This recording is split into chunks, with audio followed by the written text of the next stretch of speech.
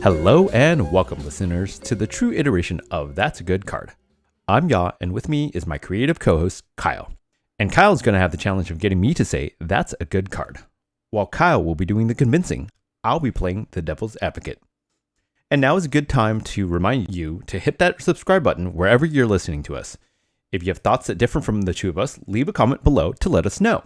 Or you can suggest the card that you think can change the CEDH meta. Don't forget to stay tuned for our favorite closing segment, That's a Good Card? Question mark? All right, Kyle, let's get started. All right, thanks for the wonderful introduction. Welcome back, listeners. And today we have a really fun podcast planned. So today's card was actually recommended to us by the one and only Dan, aka Moderately Anonymous MTG, co-host of the Herald's Horde podcast. Thank you so much to Dan for this week's recommendation, and the card is Six. Now, Six is a legendary creature, Tree Folk. It costs 3 mana, 2 generic and a green, and it reads, Reach. Whenever Six attacks, mill 3 cards. You may put a land card from among them into your hand. As long as it's your turn, non-land permanent cards in your graveyard have Retrace. And the text for Retrace reads, you may cast permanent cards from your graveyard by discarding a land card, in addition to paying their other costs. And last but not least, Six is a 2/4, so 2 power for toughness. So a lot to unpack on this card. It has Reach. It additionally has an attack trigger that allows you to mill 3 cards, and then from those cards that you mill, you can put a land card from those into your hand. And then lastly, it has a static effect on your own turn that allows you to cast non-land permanent cards from your graveyard via Retrace. So, pretty cool card. It's got a wall of text. We love to see it.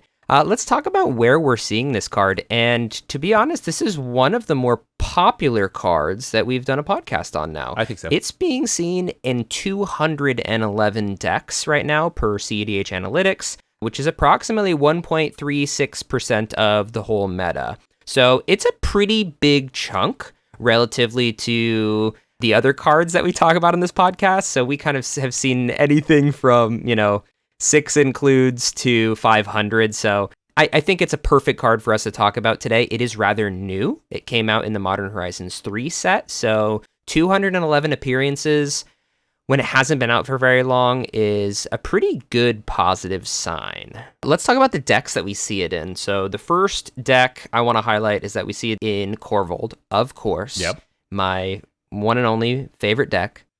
Additionally, a Rograk Thrasios deck that took down a tournament in July played Six. Shout out to the Rog Thras players out there. And really, if you scroll through all the lists running this card, it's kind of a lot of lists. This is one of those cards that I think can be slotted into many different lists, whether it's Gitrog, Atali, Sisay, Kenrith, Najeela, whatever you really want. As long as you're in green, it's one of those cards that provides so much value that I think that any list in green can consider this card. So that's kind of the point that I'm going to be trying to press today, is that I think for the decks that it's really obviously good in, something like Gitrog or something like Korvold, I'm not really going to focus on those, but I'm really going to focus on kind of this idea that this card can just be a staple in any green deck. Something that can just slot in, right? Like an opposition agent in black, but for green, where you can, whatever deck you're running, it's something that you can consider. All right, are you ready for me to get into my points for Six? Can't wait. That's kind of confusing. 4, 6, 46? 4, 6? I'm not gonna lie, I've kept my mouth shut because I'm like 6. Oh, that's the name of the card. Not just a number. That's the name of the card, yeah. Yep. Yeah. Let's do it. First and foremost, the most confusing thing about this card is when you attack with it, you say, okay, I'm going to send 6 this way. And then you're like, wait, is it 6 damage? Or, oh, no, it's 2 damage, but the card's name is 6. Ah, yes, okay. Yes. So anyway, let's get into my points. The first point is kind of going to be my point 0, which is just talking about like the base stats of this card. I think that 2/4 Reach is pretty great in CEDH in a sense that it can block a lot of the big flying beat sticks that come around. like whether it's a Tivit or it's a Obnixilis or an Ishai, it can block those. Yeah, exactly. Crom if necessary so that you don't die, which is nice. And it's also at a 2/4 able to block things like a Ragavan or a Timna or anything pesky that's trying to get through. So we love to see a 2/4 creature for 3. Additionally, it's pretty easy to cast. 2 colorless and 1 green. Now, with the banning of Mana Crypt, it gets a little harder, so it's a lot harder for you to get a turn 1 6 out there. But I would probably muse that you're seeing 6 get played on turn 2 or turn 3 for sure, quite consistently. So I just think that it's kind of got the full package in terms of what you're looking for. The casting cost is pretty fair. The 2/4 body is nice. And, you know, it's a legendary as well. So if you're playing it in Sisay, hey, it's tutorable. All right, let's get into my main first point, which is that it's a pseudo card draw engine. So on attack, you're going to be seeing 3 cards. One of them is most likely to be a land. Sometimes it's 2, sometimes it's 3, but with how our decks are built, there is a high likelihood chance that one of them is going to be a land. So at the minimum, I'm kind of seeing it as a attack trigger, put a land into your hand, which is great. Yep. And not only that, but you're seeing some other cards as well that are potentially castable with Retrace. Yep. So it's pretty cool. I kind of see it as something like a Jeska's Will, where you're kind of flipping cards to see what you can cast. And similarly to Jeska's Will, you sometimes hit cards that you're not able to cast or you just don't want to cast. Like sometimes you like flip a Jeska's Will and it's like counter spells and you're like, well, I'm not going to use those, you know? Yeah. So it's just like with 6, if you flip something that's not a permanent or not a land, it can kind of feel a little awkward if you're not on a reanimator strategy. But at the same time, it's like, that doesn't stop us from loving Jeska's Will. So that's my first point. Do you kind of see it as a card draw engine? Yeah, I mean, it's card advantage, right? Like some people, there are players, I knew I was starting to level up in my like understanding of the game when I was introduced to the idea that the graveyard is just another hand, right? It with no hand size. Yep. Like some people really love using it that way. And I think the other comparable thing, I love the point that you made about Jeska's Will. I think that's a really kind of neat way to think about it, especially since it gives you kind of an underworld breach effect as a creature, which is a little bit harder to interact with, at least on the stack. And then once it hits, it's giving you this ability to cast permanents from your graveyard. Yep, and multiple times. Yep, multiple times. Every round of attacks, you're able to, feed more into your yard. And if it's any time on your turn, then you're going to be able to cast those permanents. So, cool. I'm glad we're on the same page about that. That's my first point. It's just pseudo card draw. It's kind of like a Jeska's Will on every turn, except you don't get the mana. Anyway, my second point is that the static effect is pretty sweet because it takes effect immediately. So it's not solely an attack trigger type card. So there's a lot of value engines that have come in and out of lists that are really focused on attack triggers or being able to get some sort of benefit once the turn cycle comes around and you're able to actually attack with it for the first time. This card is a way that you can get value immediately. So let's say you play this card, you're immediately able to cast that Lotus Petal that's in your yard using just a land discard, so that you're immediately able to reap the benefits of, hey, I'm going to get a rock back with this because I can just grab some permanent immediately. Right after you cast it. Heck, you could even use the Lotus Petal to cast the 6 and then immediately discard a land, cast Lotus Petal to bring it back. It's pretty sweet that you can kind of just immediately see value from a creature that doesn't have haste. Yeah, actually, it's because of that point right here. At this point, I think it actually makes it stronger the later you see it. You talked early about how easy it is to cast and a little bit less so turn 1, but honestly, that point makes me think like this is a card that you like to see later. Like, yeah, you can get it down early and hopefully it doesn't eat removal, but like slightly later in the game, as your yard fills more, you're much more happy to see this card try to land. I mean, I'm happy at any time. I'm happy at any time having this card because once it starts getting going and you start milling cards, that's when you're able to, feed that yard. Yep. And it's especially prevalent. This isn't on my list, but it could be especially prevalent to hit that delirium level or that threshold level for certain decks. Yep. So I get what you're saying, where later on in the game you're going to have more things in your yard that you're potentially able to cast, right? So like, let's say you're going for an Underworld Breach win or something like that, and then your Breach gets killed, it gets Assassin's Trophy or something like that, and then you're able to bring 6 onto the battlefield to, recast that permanent. Like, I can see that being something that's really effective later in the game. Yep. But I think getting it out early, I don't really see a downside to it. It kind of just starts getting the ball rolling. True. Cool. So my third point is kind of a fun one, especially for all those blue players out there. So if you're playing in blue and green plus, so Simic plus, this card's great because you're drawing a ton of cards from those Rhystic Studies, those Mystic Remoras, and guess what? We've all been in that scenario where you're sitting there with 15 cards in hand and 8 of them are lands. And 6 makes those lands useful. You're able to now cast those permanents using Retrace. Discard those lands from hand. Use it to cast other permanents from your graveyard. So I really like that your lands in hand are no longer dead cards. So that's my third point, and honestly my favorite point. I just played in a local tournament. It was actually running on the old ban list because it was a tournament that happened right after the ban list hit. Yeah. So they didn't want to change things up on people right away. Like, surprise, take cards out of your deck. So I played in that tournament, and I actually played Rogsai because I was just a sad boy. I thought Korvold was lost. GG, never coming back. Now I don't feel that way at all, and I think Korvold can still be played. But anyway, I played Rogsai, and I played Mystic Remora and Rhystic Study in various games. It was 6 rounds that I played. So it was a lot of games, and every single time one of those stuck, I would have like 12, 14, 15 cards in hand, and I'm sitting there going, wow, I run 23 lands. How do I have 8 lands in my hand right now? And I know people are going to say, Rogsai is not in green. It's not the point I'm trying to make. The point I'm trying to make is, like, when you have these powerful draw engines that we have access to in CEDH, you're going to get a ton of lands in your hand. Yeah. So go ahead and cast stuff with them. So that's my third point. I think it's a really cool way to make you feel like you never have any dead cards. Are those all of your points that you've kind of brought for us today?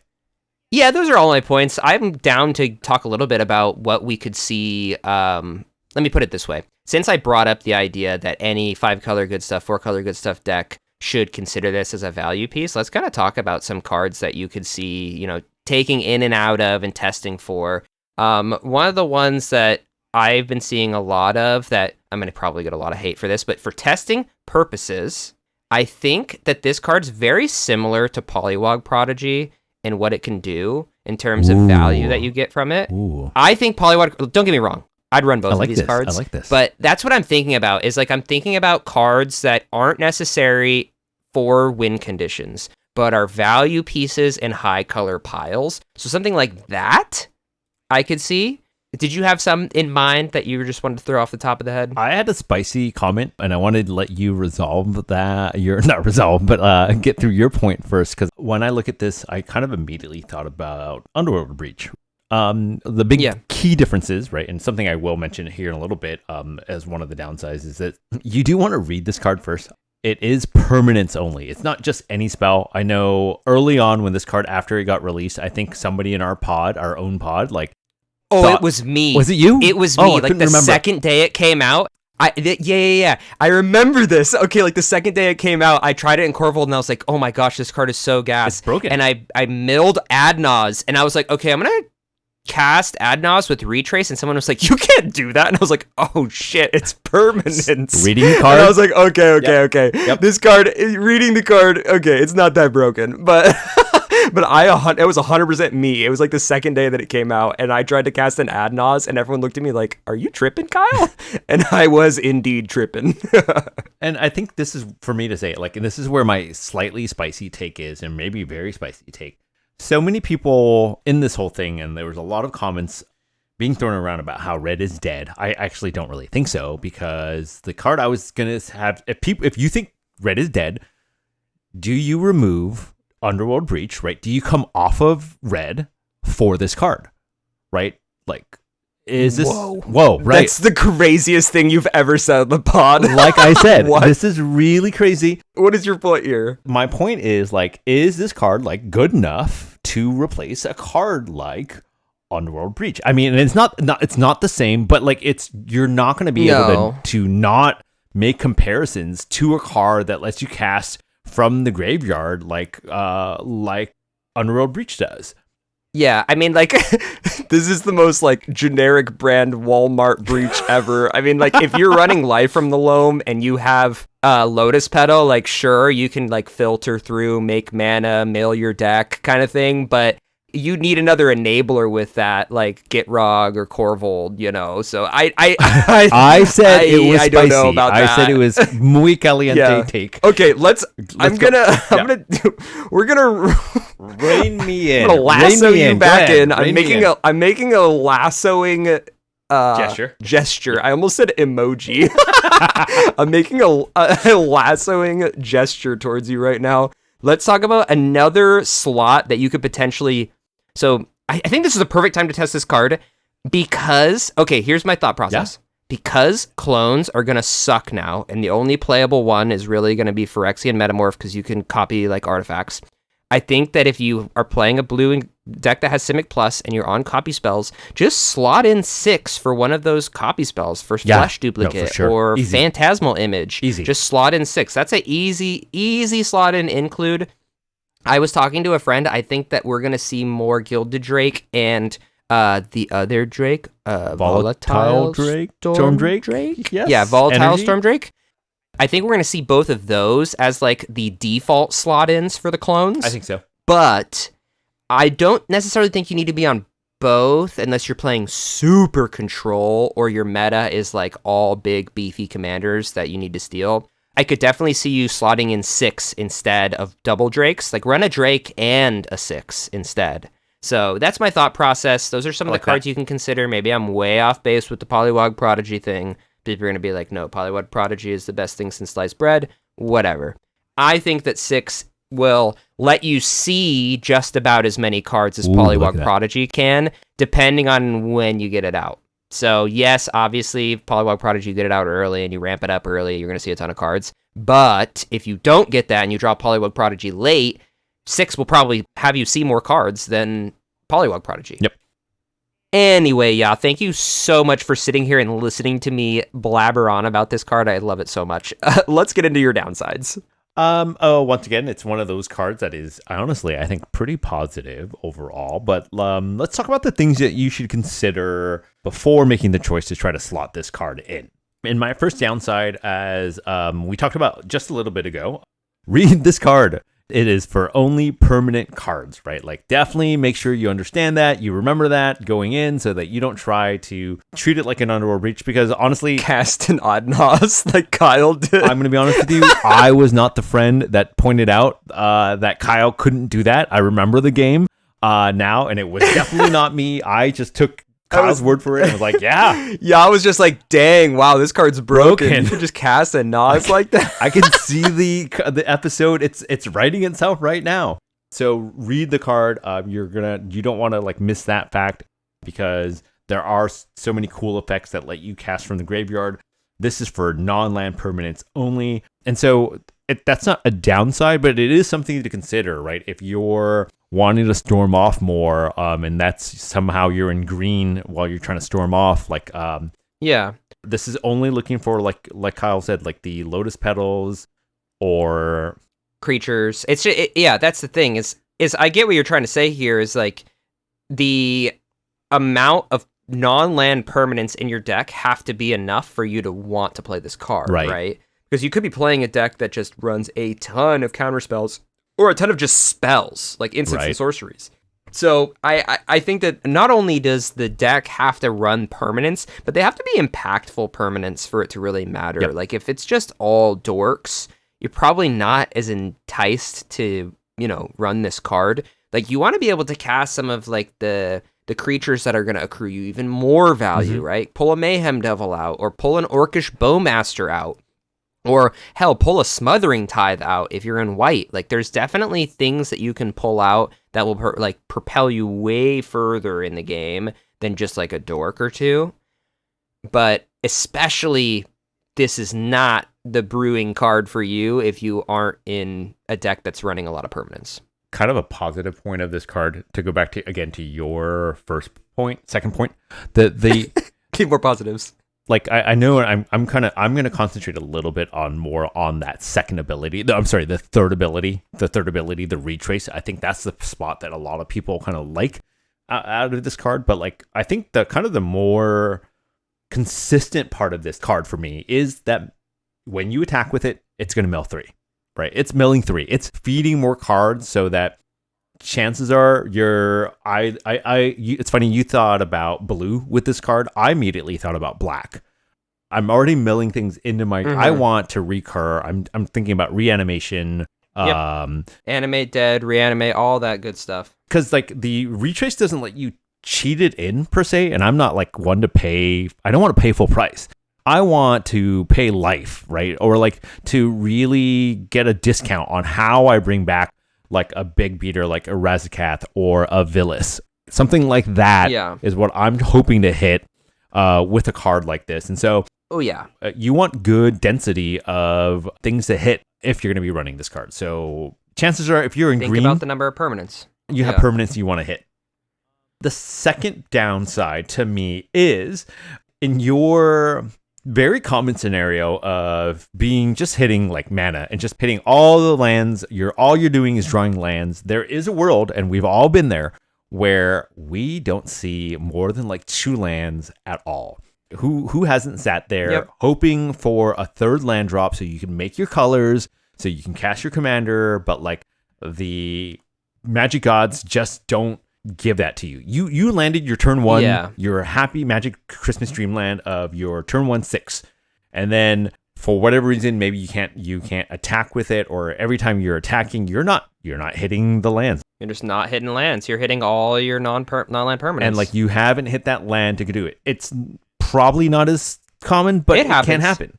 No, I mean, as someone who's played 6 a lot in a Corvold list that runs 26 lands, there have been scenarios where I'm like, man, I really want to retrace something, but I have no lands in my hand right now, and when I'm milling 3, I am not hitting lands. It can happen. Right. Very much so. A question I've been thinking about is, do we see land counts go up a little bit more? Like into that 28 land count range, Probably. Right? Like, because... Probably. I mean, I've seen you see some lists that are on like 30 lands. Yeah, like I think that the land count will go up. With no Jeweled Lotus and no Mana Crypt and no Dockside, I think land counts are bound to go up. Probably add 1, like default add 1 to whatever you're doing. That's what I mean. I agree. That's unless you're like, you can't even, that's the thing, is like these cards are so powerful that you can't perfectly replace them with anything. Like people are talking about replacing Dockside with Sticker Goblin. Like, yeah, it's a great card. Sticker Goblin's cool and all. It's not the same unless you're mono red, but even then it's like, it's really not the same. So I don't think that there's 1-to-1 like replace Mana Crypt with something. Like, you're not going to just be like, oh, I don't have Mana Crypt, I guess I'm throwing in Mind Stone. That's the same thing, right, guys? Right? Like, no, it doesn't work that way. So I definitely think that the land counts are going to go up, which probably helps out 6's case. It's like, as odd as it sounds, like even though I'm talking about the downsides, it's something you want to consider. If you're really against putting more lands in, if you're the person that's like, nope, I'm going to be fine, I'm going to be able to run my 26, 20, whatever, 25, 26 lands, maybe this is not a card for you, right? It is something you may not want to run, because for every time that you do, like, oh man, I'm going to be able to recast like 3 or 4 things because I've got 3 lands in my hand. You're going to also come up against a situation where you don't draw or see any of your lands for like multiple turns. Yep, for sure. And then the last point I have, and again, this is more anecdotal for me because of what I've seen. I think Kyle definitely can speak to this more. In practice, I think that this is definitely, and I'm really glad Kyle said it, it's more of a value piece, right? It isn't a big win the game at the end, like it can be, I think, but it is not Sometimes. a Underworld Breach, right? It isn't a replacement for Underworld Breach because that card. So I think what I'm trying to say is it's a little bit slower. You want to treat this as a value piece to kind of recur things like it would be really cool to be able to recur your Mystic Remore, right? Like let's say you are in Simic, you're gonna let the fish die each turn so that you can recast it. Hopefully you're hitting the land draws, and you're now casting a fish every turn or every 2 turns, whatever it may be for you. And so you've got a fish kind of constantly in play. Like that's kind of really cool, but you're not necessarily going to cast this card and then expect to win is what I guess I'm trying to say here. Yeah.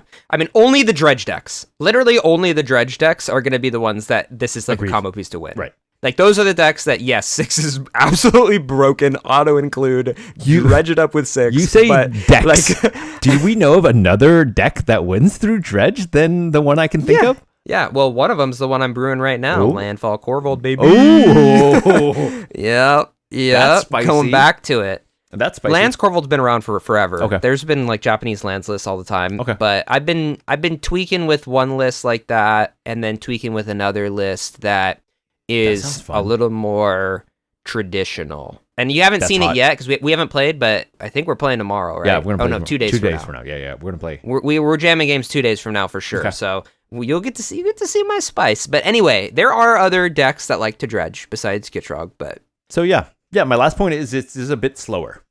Yeah, it can be a bit slower depending on the cards in your hand and the cards that you hit off your mill. Correct. I see that for sure. All right, it's time for me to talk about the point that you made that makes the most sense, or what's the biggest downside for 6. And I think that, I mean, your first point of just like RTFC noob is kind of funny because it totally pertained to me when I misplayed this. It stood out. But that's not actually. But I'm not gonna say that that's the point. I'm gonna say that the point that you made is just the feel bad effect of when you don't have lands to be able to retrace. Like, yeah, then you're just paying 3 mana for 2/4 reach, and that's probably not good enough for CEDH. So I think that there's definitely a opposite of Magic Christmas Dreamland with this card, which is what, like, Spooky Halloween Nightmare Land. Ooh, but that sounds kind of cool too, fun. so maybe not that, but that's but whatever the reverse of that is. I'm totally down for Spooky Halloween Nightmare Land. But yeah, if you don't have lands and you're not able to retrace anything with this, of course it's going to feel bad. So I like that point. What point of mine did you think was the strongest cornerstone pillar of why 6 is a good card? I really love your first point. Your basically claim that this is a green Jessica's Well. He said it. Everybody heard it.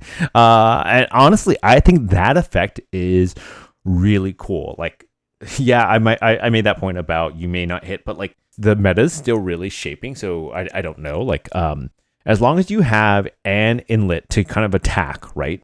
Somebody, right? Not even for real damage. You just need to attack so that you trigger the mill. Even if you're having a hard time, you're at least getting through those cards that you may not want, or that you want in the bin anyways, and then eventually you will hit your lands, right? Statistically, as long as you can get a consistent attacks in. Yeah, it is cool that it's attack trigger, so it's not trigger. like when it deals damage. No matter what, you're milling 3 cards. Right. Even if they block, even if it's like, hey, can I swing with it doesn't this? matter. I'm just gonna mill. These cards don't go to my hand. You're gonna see what I'm getting, right? Like, there's no secret here. You're gonna see, and I can only retrace a permanent. You can really kind of still politic your way into, hey, you can block with your 1/1. You can block with your 2/3, right? Let's just let these bounce off each other. I just need to see 3 more cards. That's all. And I think there's a lot of value in that. No dead lands, wasn't it? No dead lands. I thought that was going to be your favorite point, too. I thought that was going to be your favorite point for sure. That's pretty hot. That's pretty good. All right, yeah. Let's ask the question. Is 6 a good card? I do think so, right? This is one of those like Woohoo! pretty easy, not slam dunks, because it isn't like.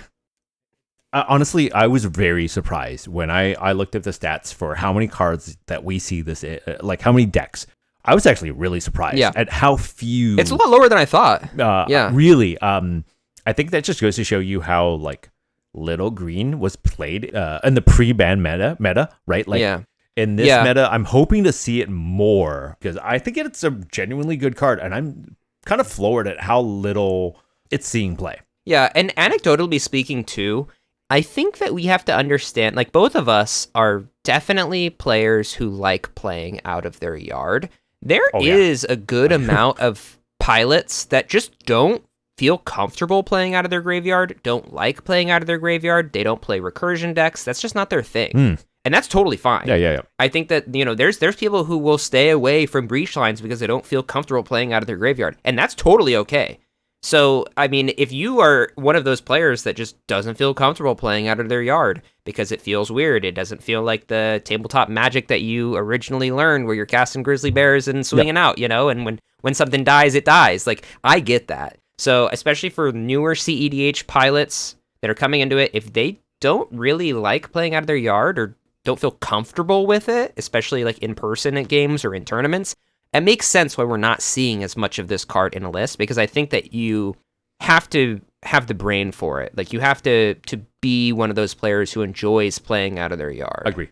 All right. Well, you heard it here, folks. Thanks again to Dan for this recommendation. Thank you. 6, that's a good card. All right, y'all. If you made it this far, it's time for our favorite segment, which is That's a Good Card? ? So, if you've never played this segment before, what I'm going to do is I'm going to provide Ya with the name of an obscure Magic the Gathering card. And it is Ya's job, as well as you, the listener, to guess everything about this card. Guess the color, the type, abilities, whatever. Everything about this card, including the flavor text and art, whatever you picture in your mind. All right, Ya, are you ready for today's card name? I'm focused. I'm in. All right, pause the video after I say this if you are playing along at home. Okay, your card name is Rabid Wombat. Oh, no. Rabid Wombat sounds like a green card. Let me think here. It's rabid. Is this the first time? You better watch out. This wombat's coming for you. You know what I've noticed? I don't know if we have done very many multicolored cards. I think we have guessed multicolored cards, but we haven't done all the many, time. All right. And so no, we did one Dimir card. We did one Dimir card. The Spectre. Right. Yeah. I think. Yeah. I'm gonna say Gruul. Red green. Rabid Wombat. It's a creature, for sure. It's going to be... of course. Sure. Oh, man. What's the mana cost? I'm going to say 2 and... what's the word for when you get to choose? Hybrid red-green. 2 and hybrid red-green. Nice. Is that what it's called? Hybrid? I think so. I think it's hybrid mana. I get what you exactly... Like what Deathrite Shaman is. Yeah. Okay, so it's 2 and a hybrid, so 3 total? Or is it 4 total? 3 total. 3 total. Okay. 2 colorless and a hybrid Gruul. Yep. It is... we're just going to keep it real simple. It's got Death Touch for sure, right? Rabid, right? It's like it's rabid. There's a world where you could have talked me into saying that it had like Toxic or something like that, or Infect, but we're going to go with Death Touch. Keep it simple. And it's going to be like just a 1/1.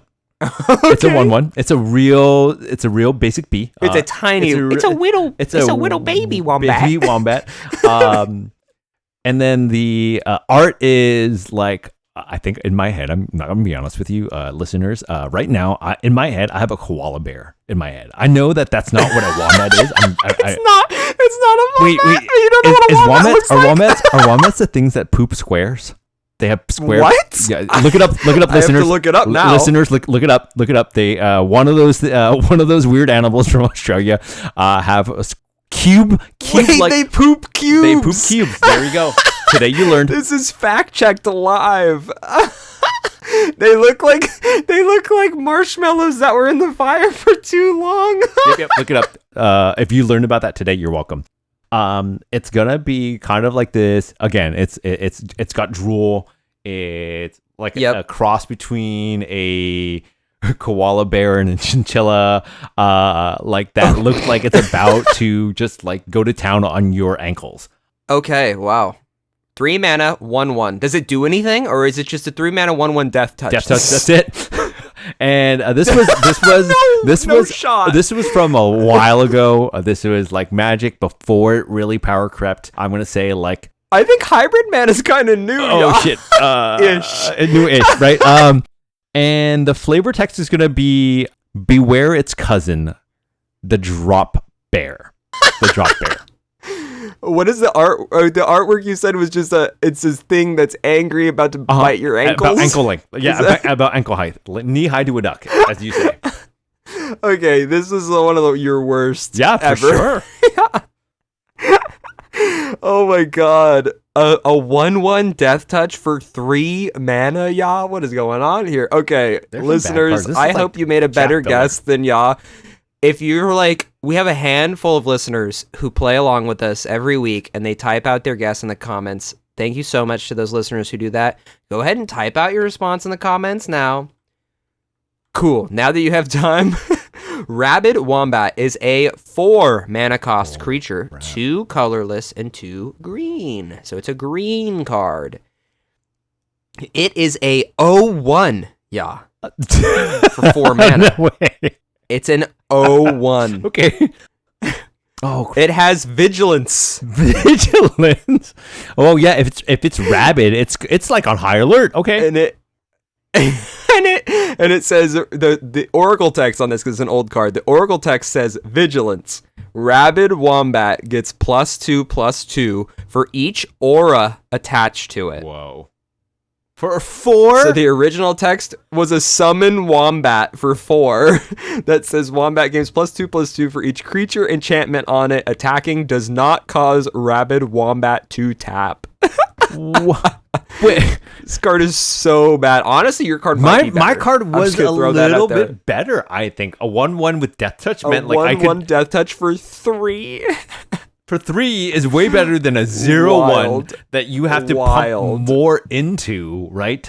For enchantments and auras. To give it... Oh my gosh. Yeah. It's a wild one. Well, thank you, listeners, for playing along with us. That was a fun ride. We even got a little fun fact about wombats from Ya. All right, please direct your attention, listeners, to the description below, where you'll find links to our link tree, where we'll post... It's where you'll find links to our link tree, as well as links to Dan's content. So thank you, Dan, for recommending today's card 6. Thank you so much. Please direct your attention as well to links to our Discord and our Patreon. If you haven't joined our Discord already, please pop in, say hello. We have a wonderful community of CEDH players growing, where you can get to talk to us or anybody else in the Discord about CEDH. Don't forget to give this episode a like and a comment, as well as subscribe to us if you are not subscribed to us on YouTube, Apple Podcasts, or Spotify. All right, y'all, we will see you next week. Bye. Thank you.